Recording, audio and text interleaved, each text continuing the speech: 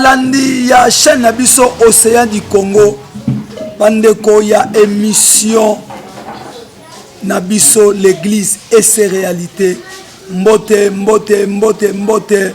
o molongo mobimba o mabota mabino bisika oyo bozali na bandaku na bino nzamba pambola bino mukona lelo bozala malamu place bozali lelo toyambi pona église na biso alanga nzembo mbote ndeko mbote l'homme de Dieu mbote papa mbote de plus boni papa kombo na onani na bato bazotala ngai je suis le frère Grâce Lokwa moi na bino moi na bato nyonso un adorateur de Dieu et chantre de l'Éternel. Lokwa ya Lokwa kanza to ya René Lokwa. Non, Lokwa ya kombo na ngai papa. Donc mon père s'appelle tout simplement Lokwa. Donc Lokwa, Bofunga Lokwa, vu que je suis de l'Équateur. Donc Lokwa, en réalité c'est Lokwa, mais moi ko fignolé à Bakignoana bakomisango Lokwa. Mais c'est Lokwa. Papa Ose na États-Unis na maman Chantal. Boyo kananu elenge oyo. Na yebi yo papa Ose na motema ya ko soutenir bana yo kananu elenge oyo na tempo na ye. Betle biso na eloko moko tata.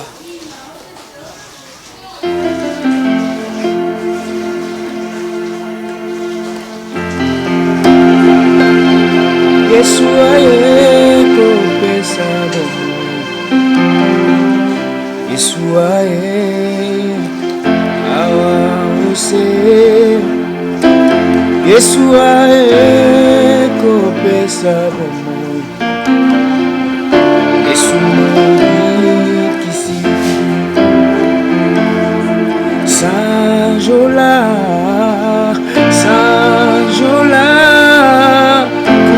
kunaye kulusu kunaye akufeli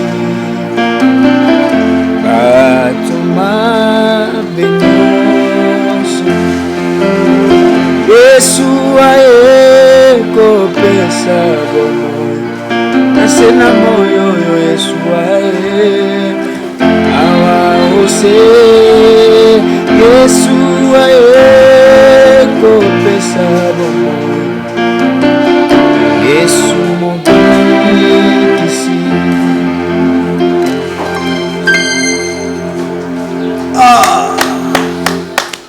Yesu aye kopesa bomo Yesu aye mo bikisi. Amen. Lokwa mais ato wangani teme koyoka yoko yemba kaka René Lokwa Bon papa l'homme de Dieu n'a pas cité penakunate parce que nous la musique qu'on fait par la grâce de Dieu nous chantons pour la gloire de Dieu donc nous chantons pour Dieu. Moi je crois que je serais beaucoup plus na makambo etali nzambe na makambo etali musique en kolo parce que nous sala ke musala na donc voilà. Oza musicien chrétien to chrétien musicien. Je suis un chrétien d'abord chrétien parce que na boyi na zala art parce que la plupart yaba bon je vais essayer un peu de l'expliquer. La plupart ya bato baluka bazala ba musicien chrétien et comme la bango pe problème parce que d'abord faut que la chrétien musicien nzamba benga yo et tu passes par des baptêmes et tout les qui na ba cours na ba tout pour comprendre ce que tu fais et puis l'art ekoya sima malgré l'ina que je fais mais je suis un chrétien d'abord et puis l'art donc chrétien musicien. To fouiller na ba archive ba ebisi biso ke obandi koyemba mwa kala muke. Oui. Vraiment depuis le bas âge, je peux le dire. Déjà à l'âge de 13 ans, j'ai chanté déjà, dans la chorale et tout, dans le groupe, l'orchestre et le quartier. Mais je chantais déjà pour Dieu à cet âge-là. Donc déjà, je dirais que Marambo Nzambo, donc Nzamba Bengibiso déjà peine avant. Donc, pour l'engue makasi. Voilà. Vous avez membre de l'église Moko? Oui. Armée de restaurant. Église, na on ni pasteur na on ani. l'église armée de restauration au Nazo Kamba, groupe d'adoration, donc le choral, la chorale plutôt, Nazo Kamba et pas il y a pasteur Guy Daniel Kassa na Kanda Kanda sur Kassavubu. À part ça aussi, nous avons des invités, des invitations, Babeng Arabiso, genre la compassion et puis d'autres églises où tu presteras déjà par invitation. Moi, nazalaka na mitu misa tuté mi balete. Tata na yo dans la foi c'est qui? Ce que j'aime chez vous par rapport à ma question pertinente, ce que vous avez sagité, vous avez trémbalé la question à l'homme de Dieu, Monsakoli. Donc je dirais merci encore une fois papa pour la question. Moi mon père spirituel c'est l'apôtre Gédéon Kisenda, où je suis encadré par ce papa là. Bon, personnel aujourd'hui il ne plus de Nazo Kamba na minucho naza na kati ya le pasteur que je viens de le présenter, le pasteur Guy Daniel Kassa de naza na ye na sia makuna ye le mentor nangai. Mais mon père spirituel c'est l'apôtre Gédéon Kisenda. Aujourd'hui, il est pris dans l'église Christ ma bannière. Donc, Bana CMB, je vous salue là où vous êtes. Ngai na linga kaboye muta reconnaître. Tata kufa miso ata tengama ata pantalon toboka ye atika la ka papa. Lokola shikoza ansela makola Musa na Nzambe Guy Daniel, Nzambe apambola obisika oyo azali, Musa na Nzambe ekelma. Parlons de ton album, de ta chanson. La bisibiso obimisi nzembo ebi tango tindelinga yango na okinzoto lokola mutauti okufa sekui. Oh my God. Pourquoi sembola loboko?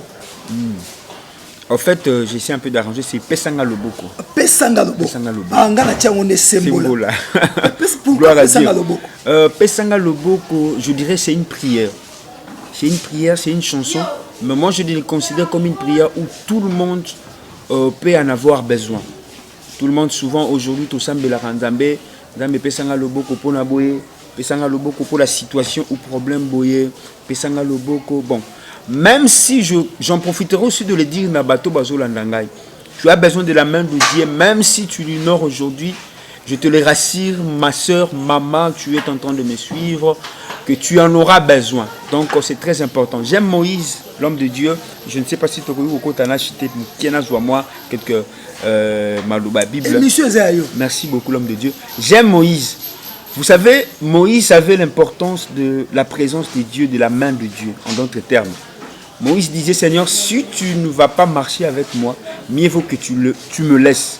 Donc, en d'autres termes, Moïse azalaki ayebaki importance il y a logo kwa Nzambe ou fait importance il y a que Nzambe azalanaye, Nzambe yatambulanaye. Donc, en bref, le Pesanga Loboko Zali prière, c'est une chanson où tout le monde le font. Donc, voilà. Toko yoka ngomke. Papa osé, yoka lo emboyo.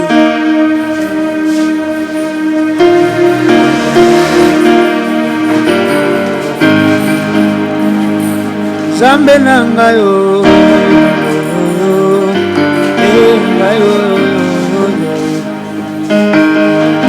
nazobanga na beba nasena moyo nazobanga na simba mpungu nasena moyo mokili esili kobeba bato bakoti baloge bato basimbikisi nazobanga na beba nasena moyo nazobanga na silanga yoyo Yesu pesanga loboko na yo Zamba bomo isimbanga makasi yawe. Oh my God. Lisolo nanga moto akoki obetela nga yango te. Lisolo nanga yoyo ete moto experimenta yango.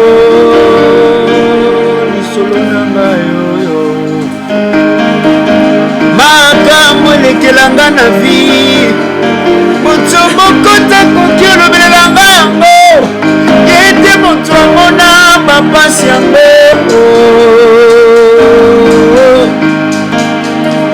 ete moto amona bapasi elekelanga na vie moto moko takoki olobelelanga yo sina moyina koma référence à baye bapengwa ye baye batika Yesu namona nga nakoma référence ya baye babwaka ye ya baye bazonga na mokili pesanga loboko pesanga loboko chante avec moi à la maison loboko na ye simbanga makasi simbanga makasi makasi ebyango bien nazalaka faible pesanga loboko Yesu nazoba yawe nabeba te simbanga makasi makasi Yesu pesanga loboko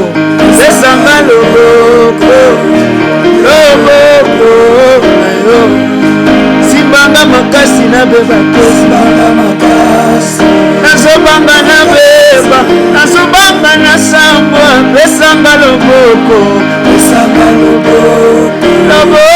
na yo loboko nabeba te simbanga makasi awe sumbanga nabeba te mokili ekoti baloge to basili kobeba to balangi nyonso. Bravo l'artiste. Gloire à Dieu. Mais ya on a lobi tangu otindele nga nzembo oyo bato ba ka chaque des poules mais nga na molo kwa mutas kufa ki asa. Alléluia. Parce que ce qui mutu azokende po akufa za kana besoin Yesu apese loboko. Amen, c'est profond. C'est profond. So moto ko kende na suka. Ne matin na hôtel mikosi la délivrance bien na kat na prison. Nazali na besoin loboko. C'est tellement profond. Amen. Mais d'où venait cette inspiration? Amen. En fait la chanson souvent moi j'ai l'habitude papa l'homme de Dieu nazana habitude oyo nazara na fandi Dieu m'inspire directement. Vous allez voir que la chanson Héroïa peut-être inachevée et donc Dieu m'inspire souvent quand je suis seul la fandi soit j'ai mon instrument et Nzamba inspiré peut-être au monde a refrain pesanga loboko donc voilà un peu par la grâce de Dieu Dieu nous a aidés. Aujourd'hui pesanga loboko est disponible déjà. Donc le clip déjà est disponible. Je crois dans nos YouTube, dans le YouTube c'est déjà disponible. Et bateau peut-être bah, on en a besoin. Je ne sais pas si je peux en profiter de les dire. Oui, tu auras le temps, t'en fais pas pour ça. Donc voilà. C'est ton émission. Oui, le Pesanga Loboko, c'est déjà disponible. Donc c'est déjà disponible. Donc l'homme de Dieu a repris sa vie sur parole et tout sur le bateau. Repris sa bino. Ici le clip pour que vous l'entendiez bien. Voilà. Mais nakati ya nzembo na yo oyo eza bobo bosali dio moko boye. Oui, avec mon frère, le frère Jay, il n'est pas là. Jay pourquoi il n'est pas là. Pourquoi toujours yo Jay? Bon, à un moment donné, Dieu. Bon, j'ai rencontré le frère, mon frère Jay, le Pinga. Et je lui ai rencontré dans un day, il était en train de prester. D'abord, c'est moi qui ai presté. Quand je prestais, je finis, je vis le frère qui m'a précédé. Il était en train de prester. J'ai vu, waouh, c'est quelle voix. Il était en train de chanter comme pas possible. Le pape Jay, je l'ai sali même en passant là où il est. Il était en train de chanter. Tant on a moni, pape Jay Azoué Mbanabi. Quelle grâce. Donc nazaranga moko te sekeza na ba grâce o nzamba ebindeni ayeba ko dispatcher ba grâce na. Et quand je le vis et je lui ai cherché na le frère, il est toujours ko ba contact tu au solo là et tout.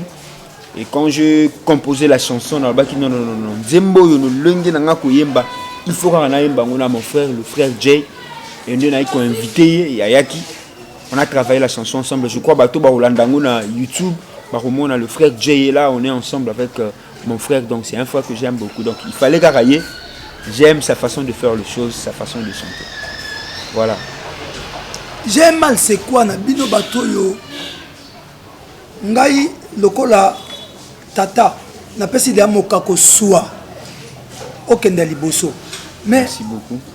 Ma ben na bino ezake tangu yozo ke liboso, ole mapeke kita, mapekande komi ko mata mingi. Comment on peut gérer succès à Pesanga Loboko? L'homme de Dieu, papa Didier Lopinga, ce n'est pas facile. Hein. Le succès, ce n'est pas facile. Je puis à regarder l'un de nos icônes de la musique, je n'ai pas besoin de citer les noms. Bazo poser ma question, balobi ce qui est le remoro ko lingate zonga na vie. L'homme de Dieu, le frère là, lobi succès. Lobi succès parce que j'étais étonné à Royoka ya loba bongo succès au batu nyonso bazara nango besoin batu balukaka. Mais le frère là lobi ce qui est le ko linga suba pesa été. O so kinzamba tunya pesa ya lobi succès parce que succès memi na ba erreur rebelle succès memi na ba mbeba ebele. Moi je dirais que c'est Dieu qui élève. Alors, tant que Zamba Pesaka, je ne sais pas, il y a un verset dans la Bible, quand Dieu donne la vision donne aussi la provision. Donc, voilà.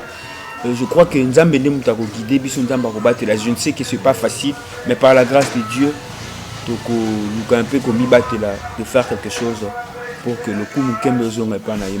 Ok, on me fait signe déjà parce que la télévision c'est le temps. Oui. Que au condimato les canaux la deuxième émission. Oui, ça ne dérange pas. Maintenant, au Kokolobanini, où on peut trouver la chanson? Comment on peut faire pour en trouver? Merci beaucoup l'homme de Dieu. Je dirais que Nabatu Nyonso. D'abord on appelle Simbote Nabatu Nyonso Bazo Landangai au niveau de l'Europe. Papa osé, je vous salue avec la maman et Bato Nyonso partout en Europe. Yozotala, maman Ozolanda. L'homme de Dieu, papa Ozolanda émission Oyo. Soutenons-nous, nous avons besoin de vous. Bateau nous sommes a besoin batala ngai le frère Grâce Lokwa mon nom. Bokene na YouTube nanga ezali Grâce Lokwa officiel. Ceux qui bobeti Grâce Lokwa officiel bokozwa ngai bateau nous sommes pas a besoin ngai sur WhatsApp contactez-moi sur +243 81 54 99 0 705 +243 81 54 99 705. Sur Instagram, je suis sur Grâce Lokwa. Donc, ce que vous Grâce Lokwa, même sur Facebook, pour mon Nangai. Et bateau bazan a besoin de la vidéo, le clip de Pesanga Lobo Kobolandango sur YouTube, Grâce Lokwa officiel. Vous aurez toutes nos coordonnées. Voilà, merci beaucoup. Maman Clémence Dinanga, prophétesse minene na kat na Belgique. Maman Clémence. Asali sakaba action minene. Azo banga ko bengi sabino ba jeune lelo, OK boboa kingunda. Au bout de la musique, au cas où Maman Clémence Dinanga, Église la Compassion. Église la Compassion, Maman Clémence Dinanga, je vous salue, je suis votre fils. Et j'ai besoin de vous, en canal de notre papa Didier Lopinga. Besoin de vous, soutenons-nous matériellement, financièrement et moralement. Notre Dieu ne manquera pas vous bénir. On a besoin de vous, Merci beaucoup, maman. Nous voulons citer pour nous couper Sabino Mbote. Rita Mawete wa Barita Mama Nangai wa Motema Rita Mawete yo yebi famille Diki Nyonso Bambote Bele Eve Bambote Bele Eve mwana mukena mupaya munene na ndako Nzambe apambola famille Diki Binoso place Bozali sans oublier mon cœur mon frère ma famille d'Ikiese, Mobimba, nous qui sommes en deuil, famille d'Ikiese, Fosca d'Ikiese.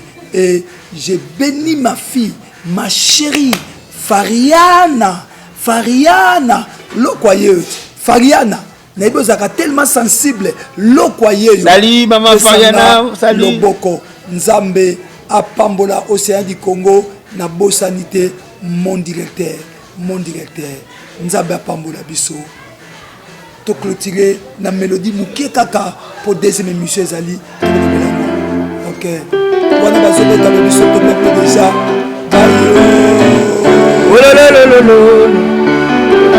Tigela likolo polele pona mona nikamwana yo. Papa Ose, comme bon mwana yo. L'amour a pris ma place. Je suis retrouvé na katabe ya bolingwa Jésus. Mariana. Nazopema wana bolingwa Jésus. Ozalia wana bolingwa Jésus.